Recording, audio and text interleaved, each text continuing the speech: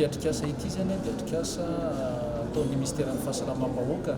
andiniana indrindra ny firosoana lanindalina kokoa sy bebe kokoa amin'ny fametrahana ny atao couverture de santé universelle. Efa misy ny dinana vity nataon'ny ministèra sy ny fitonam-panjakana fa ilaina ny manititra izany sy mampiala izany bebe kokoa indrindra raha ty moa fa tafiditra ao anatin'ilay hoe plan d'émergence de Madagasikara ny fametrahana ity couverture de santé universelle ity. Ny hoakony aloha zany dia hoe fahazahoan'ny vahoaka malagasy ny tongotra-ra-pitsaboana sahaza na eo amin'ny lafin'ny fiarovana ny aretina io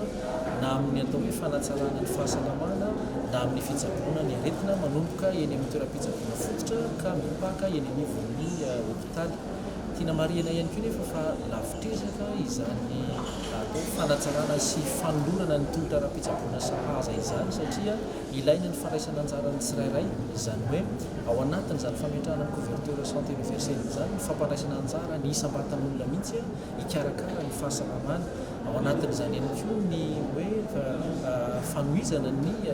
fitonan'ny fitoram-panjakana ny anjara brikiny ary tafiditra ao anatin'izany koa ny fiara-miasa amin'ireo mpiara-miolanto karaha teknika sy mpamatsy volo ary mpiatsehatra voalohany moa zany ny ministèran'ny fahasalamana sy ny mpiara-miasa ao amin'ny ireo manontolo. Araka ny voalazako teo dia tena tafiditra ao anatin'ny plan d'émergence de Madagascar ny fametrahana ny couverture de santé universelle. Izay no mahatonga ny ministèran'ny fahasalamana zany manao ny ezaka rehetra mba ahafahantsika manatotosa izay zavatra rehetra voarakitra eo amin'ny sehatra ny fahasalamana ao anatin'izany drafitra izany.